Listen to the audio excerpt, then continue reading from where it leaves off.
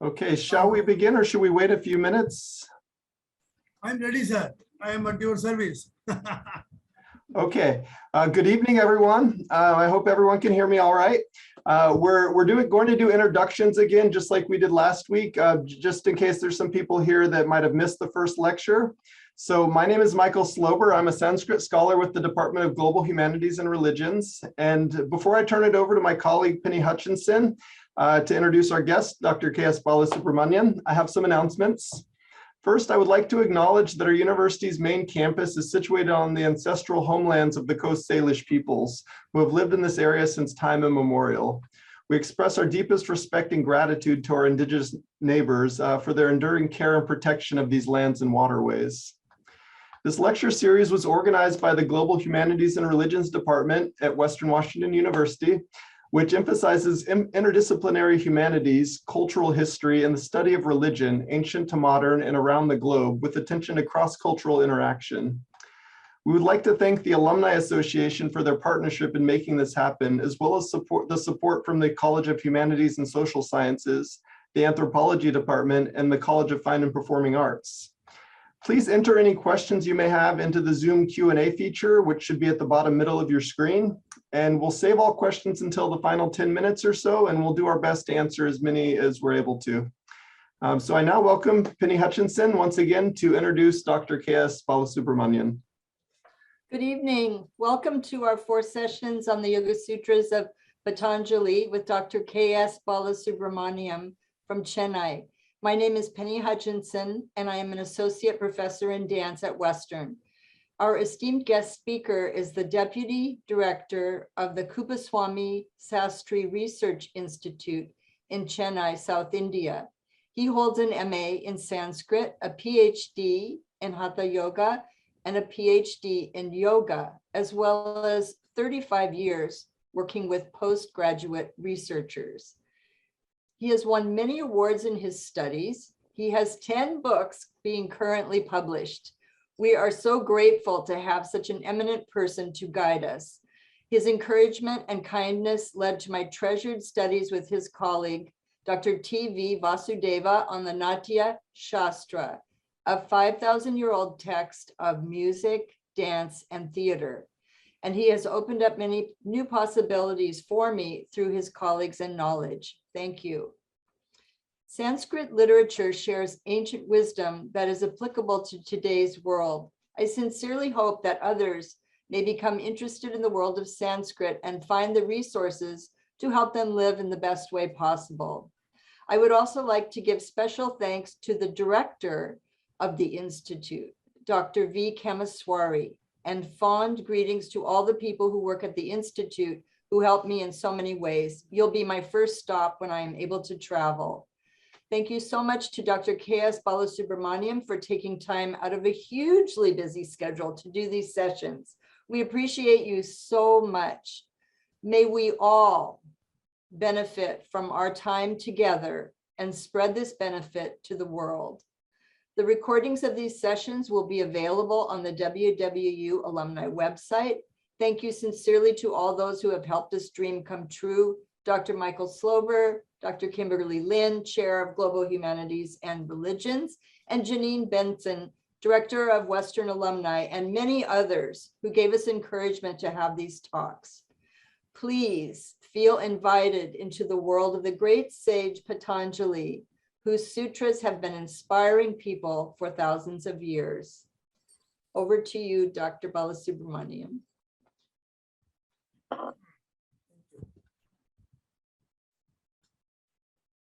We shall start with one Vedic prayer, as is the custom in India. Om Bhadram Karne Vishrunuyama Deva Bhadram Pashyemakshabhiryajatra Sthirairangai Stuštavagum Sastanobhihi Yashema Deva Hitayadayuhu. This Vedic prayer says, let us see good things through our eyes. Let us hear good things through our ears. Let all our limbs have firm existence in our body. Let them all be firm. Let us lead a life full of health, good health, wisdom till the end of the life, throughout our lifespan, as ordained by the God Almighty. And we shall start with this prayer to Patanjali, the great saint. Yogena jittasya padena vacham malam sharirasya tu vaidyakena yobhakarottam pravaram muninam Patanjalim pranjaliranatosmi.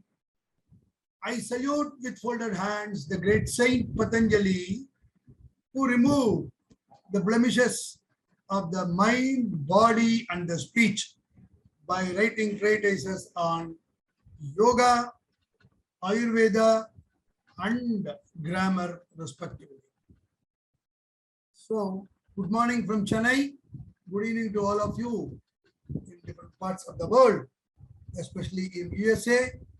I offer my sincere gratitude to Dr. Penny and her colleagues and all others who have given me this great opportunity to share some of my views on Patanjali's Yoga Sutra, which is a very ancient school of yoga.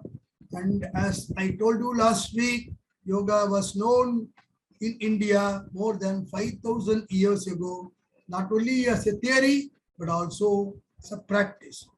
So let us have a quick recap of what I said last week. Yoga Sutras have been divided into 4 sections, and totally there are 195 sutras or aphorisms, which are very, very short, sentences, need not follow the grammatical, traditions. They are consisting of only very few words. Each sutra or aphorism consists of very few words, and Patanjali has devised his entire text into 4 sections. The first part is known as Samadhipada, which gives a glimpse of the goal of his yoga school, namely Samadhi, which means complete balance or equilibrium as it existed before creation of the entire universe, which we roughly translate as absorption. When the mind is totally absorbed into the self with capital S, then it is completely at rest. So what happens when the mind is not in the self? During that time, the mind wanders in different things, and therefore we get disturbance, we indulge in so many things. And Patanjali said there are 5 such vrittis or mental modifications, and he defined them and he explained them, and how to control or restrain the mind from entering into such distractions. Patanjali gave 2 options, namely abhyasa or practice, and then vairagya, non-attachment. By non-attachment, we don't mean the renunciation as discussed in the latter schools of Vedanta, but what we say is not the non-possession of the things, but not getting attached with those things. Because in the school of Patanjali, the world, external world, is as real as the inner self. Therefore, there are 2 real entities. One is the external world, and the other is the internal world. And Patanjali says what is Samadhi. There are different steps of Samadhi, and finally he says, as long as the seed exists in us that would germinate into a plant with a lot of branches, flowers, fruits, therefore the seed has to be eliminated. What is that seed and how we can eliminate forms the part of this talk and subsequent talks.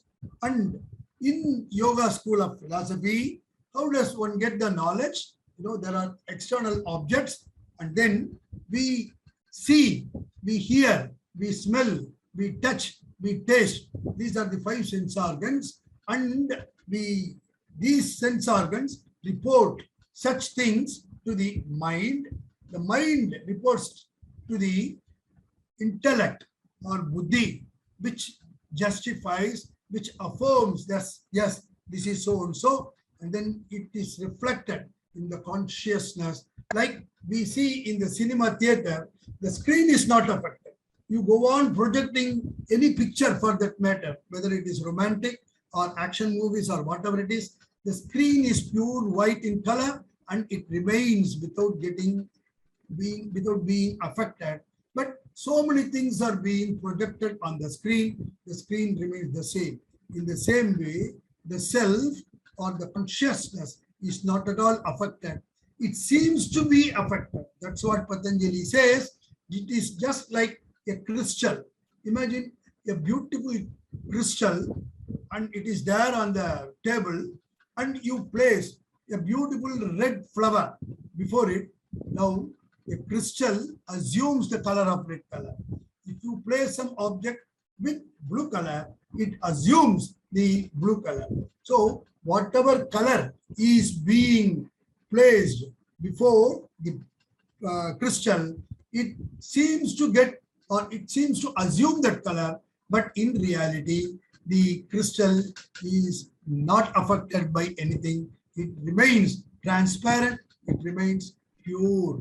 Therefore, in Patanjali's yoga school also, the mind gets tainted. It gets attached with so many external things and the report is given to the consciousness, but the consciousness or the self is not at all affected. But without consciousness, we shall not be able to have a comprehension of the objects which we experience. This is what Patanjali says in the first pada or the first section. Now, how to understand or experience or realize all these things? Without practice, nothing comes. There is a beautiful verse in Sanskrit which says, Udyamenahi siddhyanti karyani na manorathaihi nahi suktasya simmasya pravishanti mukhe mrigaha. Everything is accomplished in this world only through effort, only through practice, endeavor, and not merely by wishful thinking. Just by closing my eyes and imagining that I shall become the Prime Minister of India, I shall become a professor like Dr. Michael Slober will not help at all unless I strive for it. I put in effort for it. I have to practice for it. And the example that is given in this verse is the animals do not fall into the mouth of the sleeping lion. See, the lion has to go for hunting to catch its prey. In the same way, we have to work. That is what we call the karma yoga. We have to endeavor. We have to put in practice. Therefore, Patanjali gives means as the way to achieve the goal. That is the second pada or second section of Patanjali's Yoga Sutra, which is known as Sadhana Pada. Sadhana means actually the instrument, the tool with which one can achieve the goal. Now, the very first sutra, Patanjali says, Tapaswadhyaya Ishvara Pranidhanani Kriya Yoga. He calls this as Kriya Yoga. Now, there are certain systems which are named as Kriya Yoga. But what is Kriya? Kriya means action in the literal sense, yoga. So, what is it? Patanjali gives three limbs for this, and he says tapaha means meditation, penance, austerity, and swadhyaya, self-study. Self-study means not the study from the books or computer or through any other means, by going within each of us, by going within ourselves. I am trying to find how it exists, if at all exists, what are the characteristics of the self, etc., etc. So that is Swadhyaya. And the third one is Ishvara Pranidhana. And we assume there is a higher power namely God, as we saw last week, and we place ourselves before him. Ishvara means the God. Pranidhana, pra plus ni plus dha. The root is dha, to place, and pra and ni. In Sanskrit, there are 22 prefixes, and pra and ni are two prefixes used by Patanjali here to put ourselves. These three. Tapaha means we have to practice penance, meditation. Therefore, it is karma yoga. Swadhyaya, we are doing some exercises within ourselves which leads us to the higher knowledge. Therefore, it is jnana yoga. And Ishvara pranidhana, which means bhakti yoga. I put myself before the Lord with devotion. Therefore, Patanjali gives room for the action and then wisdom as well as devotion. All these things are put together in Patanjali's yoga school. Now, what are these 5 things which affect us? These are called kleshas in Patanjali. They don't allow us to go further in spiritual path. And these are all called afflictions which make us suffer, which gives us miseries or pain. Therefore, Patanjali cautions us in the beginning. He says, there are 5 such things: avidya, asmita, raga, dvesha, abhinivesha. These are all very simple. Avidya means the that which is not permanent, that is ignorance. To take the things which are non-eternal to be eternal. For example, we are attached with so many things in this world. First, I am attached with the external world. It may be a shirt, it may be a pen, it may be the house, it may be the wife, it may be the children, it may be the job. These are all outside me. They are not inside me. And then I am attached to it. This is my wife. This is my house. This is my pen, like that. Actually, what is that I? What is that my? We have to find out. So these are all non-eternal. Any external object is not non-eternal as far as I am concerned, because I may live, these things may exist for a longer time.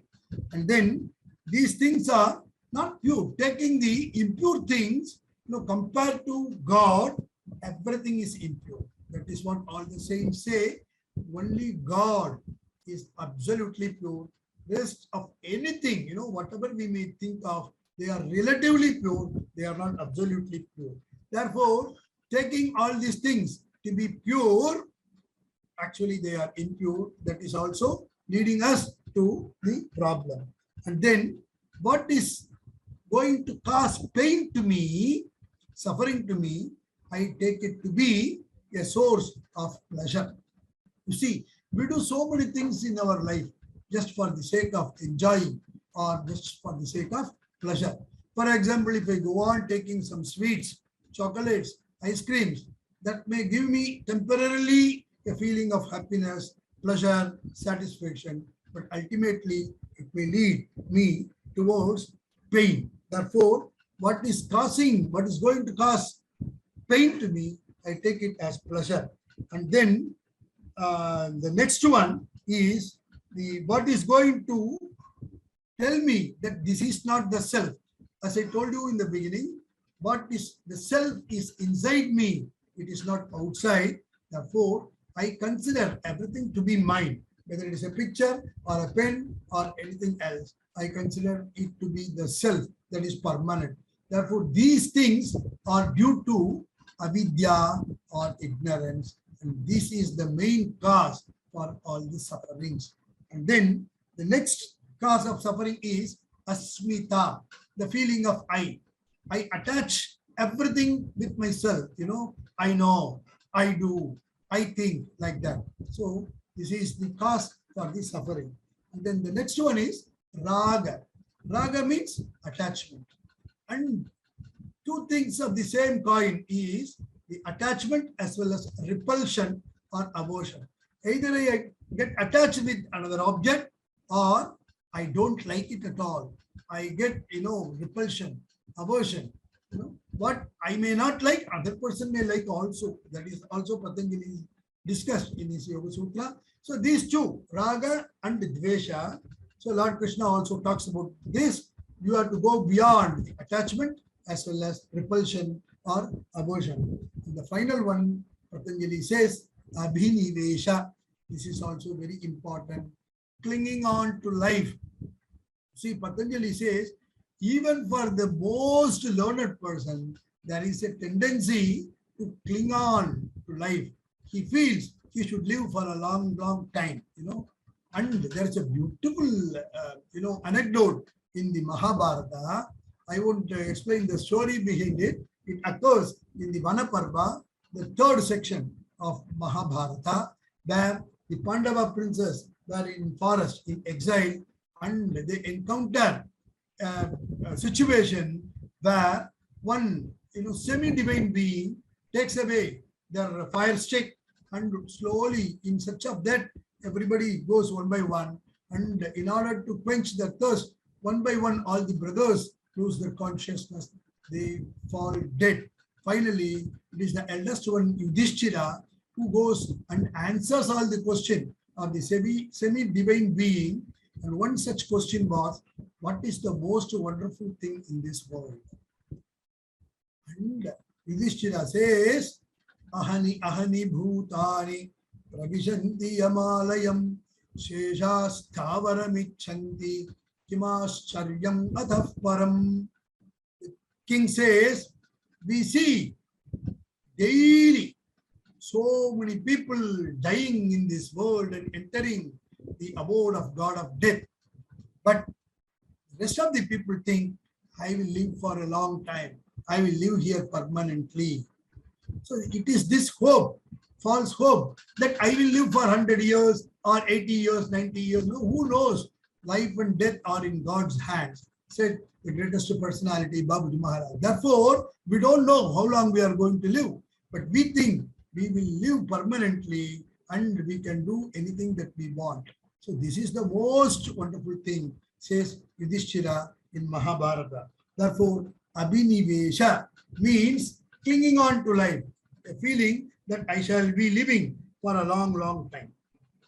Now, having known that these are the 5 things which are going to give me sufferings, I should know how to get rid of them, isn't it? And why should I first get rid of them? How to get rid of them? So, Patanjali says, the root of all these things, you see, even in medicine, we have to go to the root of the disease. Most people don't do that. In ancient Indian tradition of medicine, whether it is Siddha medicine pertaining to Tamil Nadu or Ayurveda, they go to the root of the disease and try to remove the root so that the disease may not recur. Therefore, you should go to the root of it. What is the root of it? There is a seed. Therefore, the seed is nothing but the impressions that are formed because of our various actions and counteractions, and because of the involvement of the body, especially the mind. We have to remove the root. And what does the root give us? Patanjali says, Jati, Bhoga, and Ayu. Jati means class. I am born as a human being. Something is born as a mineral. Something is born as plant. Something is born as animal. We don't know why animal is born like that.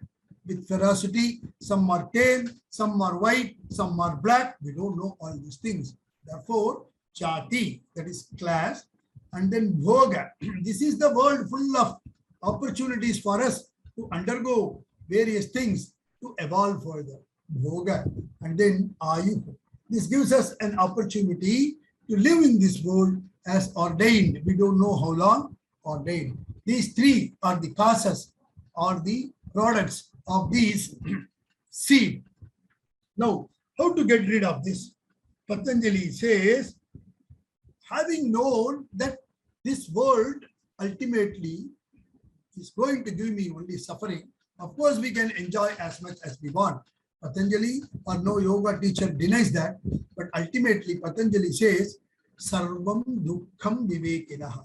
For a man who is endowed with higher knowledge or higher form of discrimination, discernment, the world is full of suffering. This is what Patanjali says. This reminds us of the fourfold noble teachings of Gautama Buddha. He said, he underwent a lot of suffering. He saw a lot of suffering when he was young, as a prince. He saw so many sufferings in this world for the first time. Therefore, he was influenced by it. So he said, Dukkham, everything is only suffering. Then Buddha added second one, Dukkha Samudaya. There is a cause for these sufferings. Then he said, the dukkha or the suffering can be eradicated. Dukkha Nirodha. It is not enough if we know all these things. There should be a path by following which one can eliminate these sufferings. Therefore, Buddha gave the fourth one, Dukkha Nirodha Marga, the path through which we can remove, discard, eradicate, come out of these sufferings. Therefore, these are the four noble truths of Buddha, and he gives the eightfold path in Buddhism. Patanjali also gives an eightfold path in his own way, which we are going to see now. And then, can the sufferings be avoided at all? Patanjali says, yes, but the sufferings of the past cannot be avoided, because what happened till yesterday, I don't have any control. What happened till 5 minutes ago or 1 minute ago, it is gone. So at least the future can be decided by me. By leading such a life in the present, I can have a better future and I can evolve further and further. Therefore, Patanjali says, Heyam Dukkham Anagatam.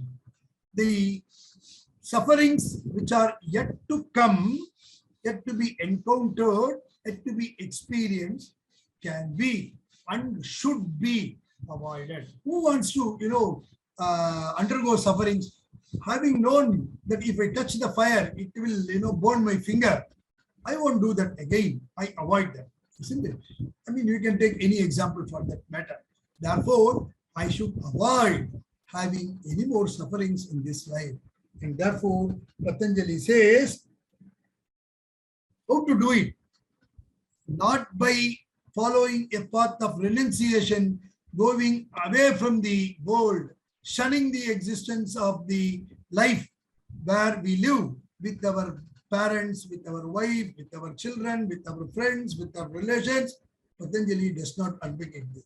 He says, this world is as real as God himself.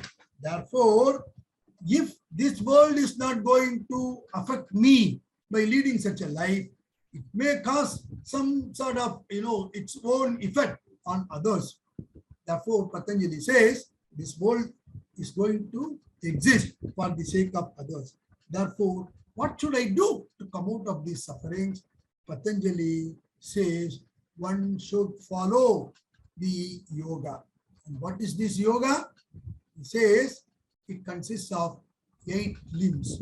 So for the first time, Patanjali introduces this concept of 8 steps of yoga. They are Yama, Niyama, Asana, Pranayama, Pratyahara, Dharana, Dhyana, Samadhi. These are the 8 steps. And in the second section of Yoga Sutra, namely Sadhana Pada, Patanjali defines and explains, describes only first 5, because they are the external practices, external exercises. Therefore, Patanjali stops the second pada with the first 5 limbs or the steps. Now, why should we follow this? That is very important question. Our mind is not stable. There are many disturbances which take away our mind, away from reality, away from being settled in ourselves permanently. Our mind is not firm, it is not fixed, as per Lord Krishna also. Therefore, Lord Krishna says, the mind takes away the consciousness, just like the wind forcibly taking away the boat in the water. So just like a storm or the powerful wind takes away the boat or the ship through its force. The mind and the sense organs take away the consciousness. The mind also away from the reality, away from our goal. And we should know, what are these things which distract us, distract our mind. Patanjali says there are 9 such things. So he enumerates Vyadhi, the physical disease. If I am having headache, if I am having, even tooth pain, I will not be able to meditate at all. Therefore, Vyadhi, the body has to be maintained in an optimum level of health. Therefore, Vyadhi. Then, Sthyan. If my mind is dull, I am having a feeling of sloth, indolence, I feel sleepy, then I will not be able to do any action. Therefore, Sthyana. The third one is Samshaya, doubt. If I have a doubt, even before starting, whether this will help me or not, whether going to Professor Michael would solve my problem, I shall learn Sanskrit under him or not, then I shall not proceed. Therefore, doubt poisons the mind. Doubt poisons the intellect, says Lord Krishna also in the Bhagavad Gita. So that is the third distraction. And the fourth one is pramada. Pramada means doing things in haste, without thinking. I do so many things like this, people are doing so many things in haste. I take a decision just like that, without thinking, and suffer consequently. Pramada. And then alasya. Most of us have this, the sense of laziness. So in yoga, later text on Hatha Yoga also says, as long as we don't get rid of laziness, we shall not be having the fruit of yoga. Therefore, laziness has to be removed. And then avirati, that is having attachment with this world. So I have so many attachments, and these take me away from the goal. And then the next one is Bhranti Darshana, having a wrong knowledge, erroneous knowledge, false knowledge, seeing things as it is not. For example, seeing the rope as a snake and seeing a silver in the shell during the sunshine, So there are so many things. Seeing water in the mirage. So like that, we have got so many wrong knowledge, erroneous knowledge. And then we have got alabdha bhumikatva, not attaining the higher post. And then finally, anavasthitatva, not remaining in the ultimate level of the consciousness. These things take us away from the real goal. So what to do that? Patanjali says we have to follow the 8 steps of yoga. And what are they? The first one, as I was telling you, is called yama. Yama means restraining, controlling. And there are 5 groups, 5 sections in that. Ahimsa, Satya, Asteya, Aparigraha, Brahmacharya. These are the 5 one. Ahimsa means not harming anyone by means of action, by means of word, by means of thought. Ahimsa. Satya means truth. Truth is not something great. To speak of things as they are. That is the truth. So, in Manu Smriti, the oldest law or code of conduct in India that says, Satyam Bruyad, one should speak the truth. Priyam Bruyad, one should also speak what is pleasing to others. Nabruyat Satyam Apriyam. For the sake of telling the truth, don't hurt other man. Don't speak only pleasing words just to please a person. Don't speak untruth. Or just to speak the truth, don't speak, pleasing words. So this is the ancient dharma, says Manu. So truth. Asteya, not stealing. Ishavasya Upanishad also says, God has given everything to us. The whole world is from God. And each one has been given a due share. Don't try to usurp, take away the other man's property. whether it may be a kingdom or the country or any object for that matter, that which does not belong to you, don't try to grab it. And then aparigraha, not accepting so much, through greed. I want more and more and more, clinging on to those things. That also causes pain. And then brahmacharya does not mean celibacy. It means the study of Vedas as well as remaining in God. Brahmani charati, remaining in God.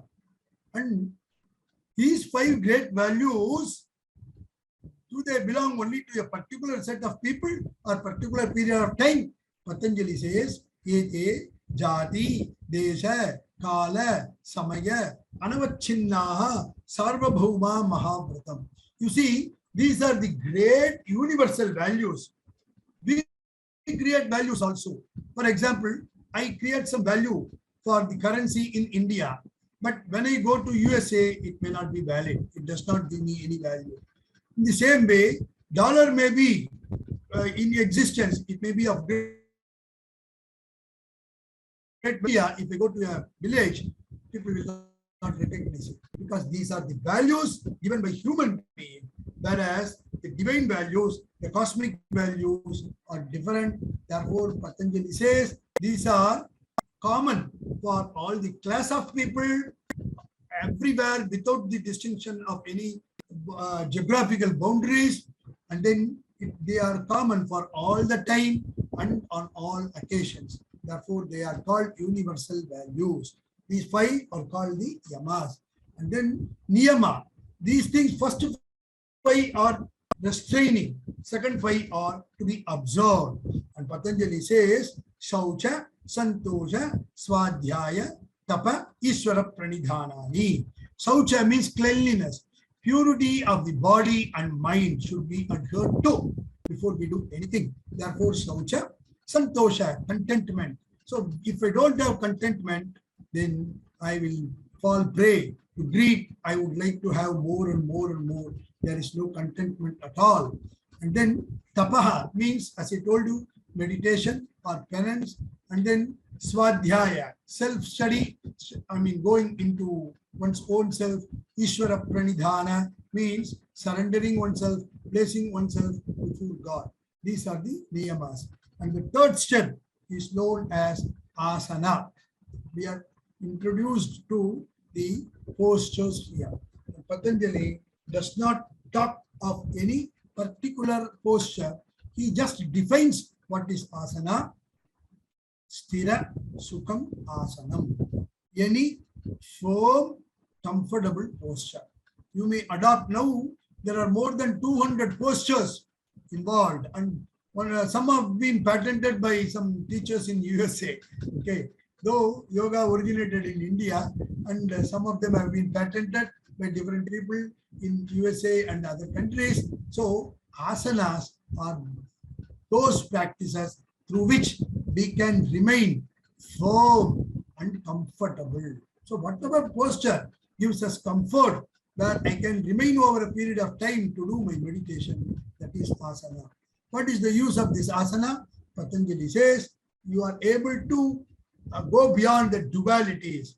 And should I always sit in some particular posture? Patanjali says, no. You should also relax. Prayatna Saithilya, says Patanjali wonderfully. So it is not good to always engage oneself in meditation or adopting some posture or in some hard work. He says we should also know how to relax. This is also very important. And we should aim for infinity, says Patanjali. Asana makes it possible, because don't aim for small things. My professor used to say, you are dreaming, no, at least dream that you are going to marry the princess of Kashmir. What is wrong? Don't dream that you will be getting 100,000 rupees. If at all you want more, aim for something highest. That makes you to go towards your goal. Fix your goal as the highest, namely God or whatever it is. Therefore, Patanjali says these 2 things are very important. You should know how to relax and go towards the infinity. So asana is also important. Many of the asanas were invented in India after observing the animals and birds. Therefore, we have asanas in the name of frog, in the name of the cow, in the name of a peacock, in the name of some other animals and birds like a crane and other things, even trees and other things. Therefore, asanas came into existence. It also helps in a different way that if I adopt a particular asana over a period of long time in my meditation, I may not be able to sit for a long time. Therefore, I can change my position as and when I feel pain in my legs or in my body. So next step, the fourth practice is known as pranayama. It consists of, this is the most important practice in yoga, in later texts on Hatha Yoga. It consists of two words, prana and ayama. Prana cannot be defined precisely. It means life essence, life force. Technically, etymologically, if we want to explain the word prana, pra plus ane. Ane means to move, pra means with, speciality. Therefore, that which moves within our body, that is the life force. If the life force, you may call it oxygen, you may call it anything, it does not move to any part of the body, then the movement of the blood is also affected. Therefore, the latter text on Hatha Yoga says, Malakula sunadishu maruto naiva madhyagaha. If the air does not go, if there is a block in your artery or the vein, then the free flow of the air is blocked, then there occurs some disease. Therefore, we have to be regularly, we have to practice pranayama. Ayama means extending, stretching. Therefore, by retaining the air or the vital air or the life force within ourselves, we can extend the span of our life, says Yoga Sutra and all the yoga teachers. For example, they observe the dog. The dog, it breathes at least 70 or 72 times per minute. Therefore, the lifespan of a dog is maybe 16 years or 20 years. The turtle or the tortoise, for that matter, it breathes only 4 or 5 times per minute. The lifespan of the tortoise is more. Therefore, by observing different objects, different animals and birds, they came to the conclusion that so long as the air is retained in the body, so there are so many texts in yoga and Vedanta which says, as long as the vital air is inside the body, I can act. Like the balloon, as long as the air is inside the balloon, you can float, you can have a big size. But when the air is released, then the balloon loses its expansion. Similarly, the life, as long as the prana, as long as the life force is there inside the body, then it will exist. Therefore, to retain the life force within the body, maximum number of years is the practice of pranayama. Another great merit in practicing pranayama is, but the text on Hatha Yoga caution us, we should learn such techniques of holding the air. There are so many methods of holding the air, releasing the air, retaining the air, inhaling the air. There are so many methods. Patanjali does not explain them, but in the later text on yoga, one particular text called Kumbhaka Paddhati explains 57 such methods. No other text explains like this. Anyway, so how to do it? Why should we do it? It is very risky. Therefore, the text on Hatha Yoga caution us to learn under a competent teacher. But the text on yoga, including the text on Yoga Sutra by Patanjali himself, says, by having a control over the prana or the vital air, we can have a control over our mind also. So this is a very great concept. Scientists can also do research on it. So the mind and the prana, they are interrelated. So the latter text on yoga say, just like the water and milk, when they are linked together, when they are mixed together, you can't identify which is water, which is the milk. In the same way, mind and prana, that is the vital air, they are closely related to each other. By controlling one, the other is controlled. By letting loose the one, the other is also let loose. That is, when the breathing is going on erratically, the mind will also be wandering. I request all of you to try this. When you are in deep meditation, the breathing automatically slows down, and you will be feeling that you are breathing through both the nostrils, which we call sushumna in lateral literature. Otherwise, most of us are breathing in either through the left, which we call the moon or ida, or through the right, which we call the sun, sun, or the pingala. And it is rarely that we breathe in through both the nostrils. And there is a wonderful science of yoga called Swarodaya. We will be publishing a book on it shortly, within 2-3 months. It gives us so many experiments for this, and the result of such observances, and very interesting, and it gives room for scientific research in that also. Anyway, Patanjali says you can have control over the mind by practicing pranayama or controlling the air or the vital air within this body. Therefore, he says, dharanasu yogyata manasaha. We will be able to have better concentration and control over the mind by practicing pranayama. And what actually is pranayama? Patanjali says, swasa prasvasayo gativichedaha. By having a control over the inhalation and the exhalation. We are breathing 21,600 times per day. So according to yogic science, in every minute, we are breathing in and breathing out. One breathing, so it is breathing in, retaining, and breathing out in the natural way. 15 times we breathe in and breathe out per minute. So for 1 hour, it is 60 into 15, 900 times. And for 24 hours, there is 1 day, that is 21,600 times. This is what the text on Hatha Yoga also described to us. Therefore, we have been breathing and breathing out without our consciousness most of the time.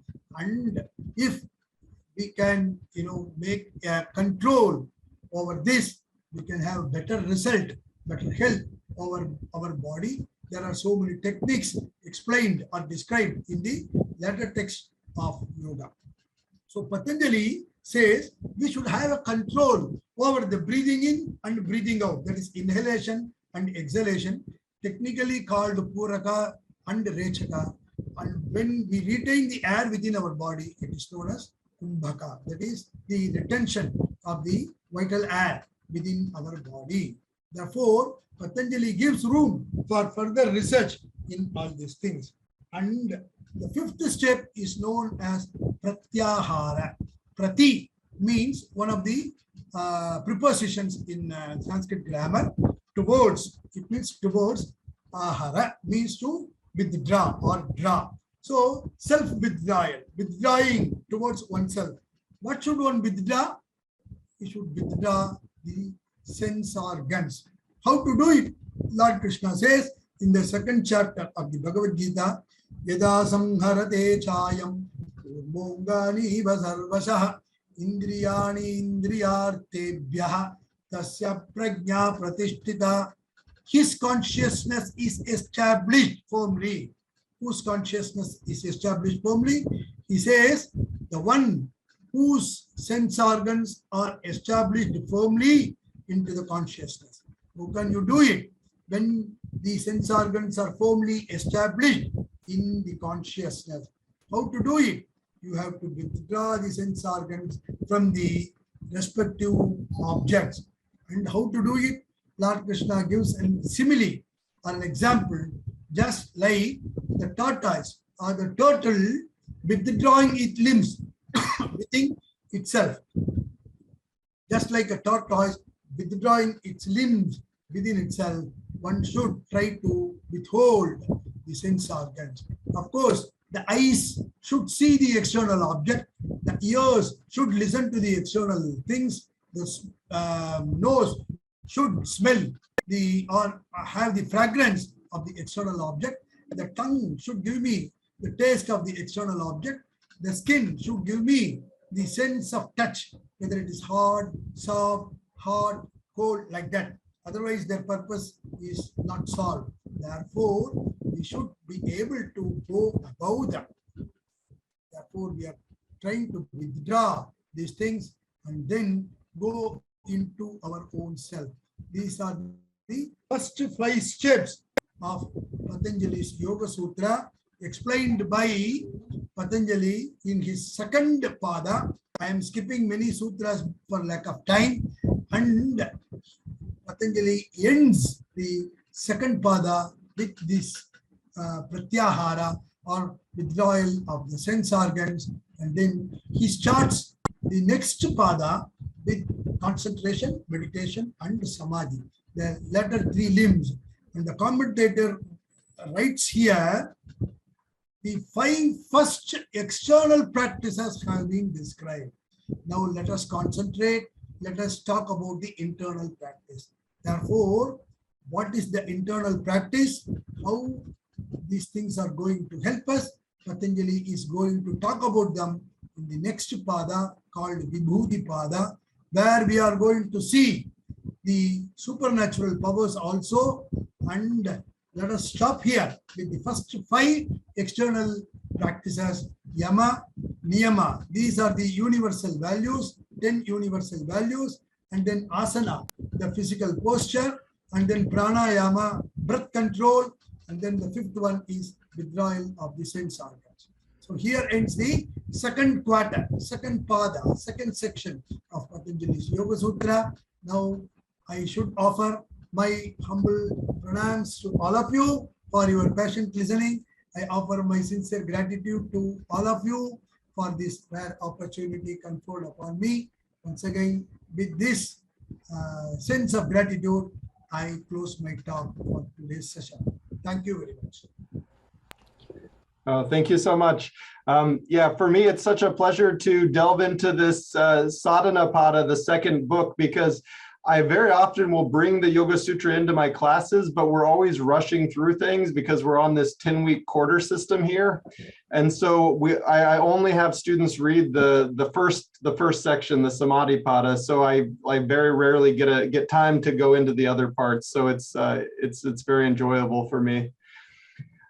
It doesn't look like we have any questions from the participants this time, but I do have a couple questions. Penny, do you by any chance have any questions? No, go for it, Michael. Okay, well, one of my questions is because I was looking at this book by George Feuerstein, and he says that he believes that the second section of the Yoga Sutra is sort of part of it. The section on Kriya Yoga is Patanjali's own ideas, and he thinks that the section on Ashtanga Yoga, the 8 limbs, is ideas that Patanjali has inherited from previous traditions, and that he's borrowed those sutras into his text. Do you think that this is a correct way of looking at this sadhana pada? Sadhana pada, I think you may remember that last time I said Patanjali is not the originator of yoga.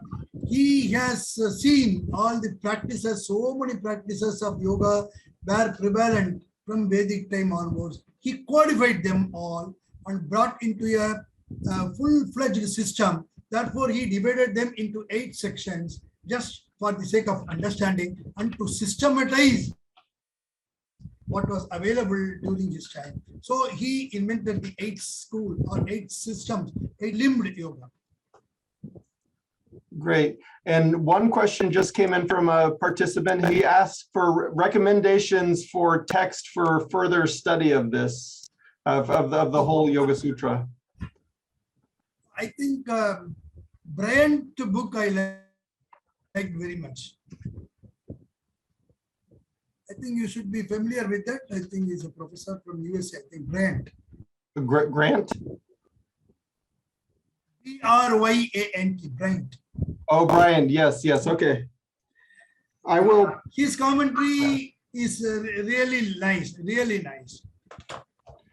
I will type that into the answer just in case that helps some people. Let's see. Bryant. So yeah. And I have another question. I was noticing, maybe it's only because I have been teaching Buddhism in the last few days in one of my classes, but I was noticing a lot of Buddhists, a lot of elements that are similar to Buddhism in this section of the Yoga Sutra. I mean, you already mentioned the similarity of the Eightfold Path to the 8 limbs of yoga. And other things I was noticing were like the 5 yamas are very similar. They're almost identical to the Panchashila, these ethical values that all Buddhists are supposed to follow.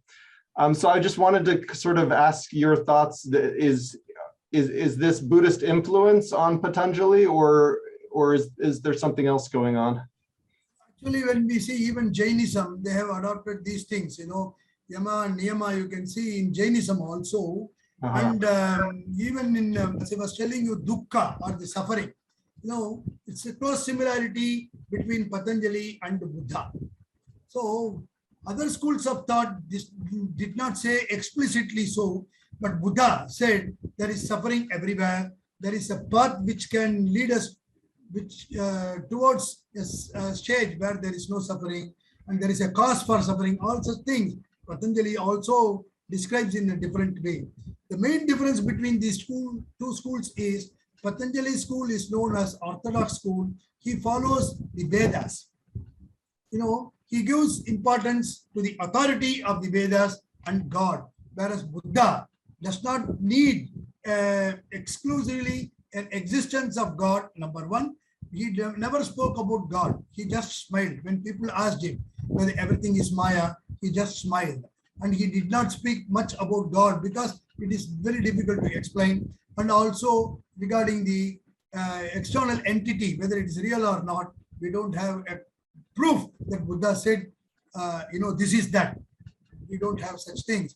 But there is a lot of similarity.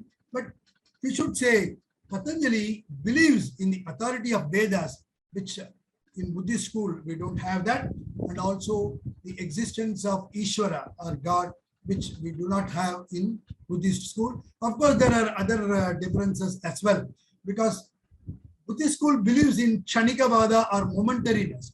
Everything goes on changing every second. They give the example of a fire band. If you have a fire band and go on rotating very fast, you see as if it is a fire circle. Just like the world is rotating, spinning so fast, we are not able to see the speed. So everything is only momentary existence, just like the flow of water. We see as if the same water is flowing, but every second or microsecond, the water is changing. Therefore, Buddhists believe that everything is only momentary, having momentary existence.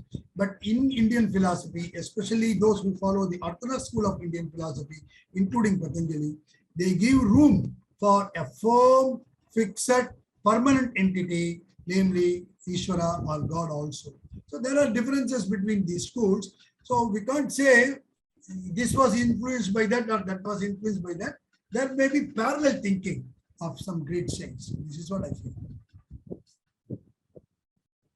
Oh, thank you. And I just saw one new question that came in, is asking for recommendations on techniques to practice pratyahara, to withdraw the senses. Oh, I think we shall see in the next chapter. Okay, great. On meditation, yeah. Great. Okay, it is 8 o'clock here, so I think that we should wrap it up. And yeah, I thank you, Dr. Balasubramanian, very much for another wonderful lecture. I really enjoyed this one, especially. And yeah, we want to thank our audience again for joining us today. And we'd like to again thank the Alumni Association for their partnership. Janine has been super helpful on the back end, making sure everything is running smoothly.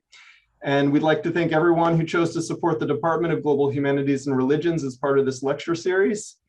The recordings, as Penny said at the beginning, will be posted to the Alumni Association website. If you go to their main page and you click on the Yoga Sutra link, which is right there on the main page, you'll see at the bottom of that page where all the recordings will be posted for people that might have missed this. So yeah, thank you again. We look forward to welcoming you all back, and especially Dr. Balasubramanian next week at the same time.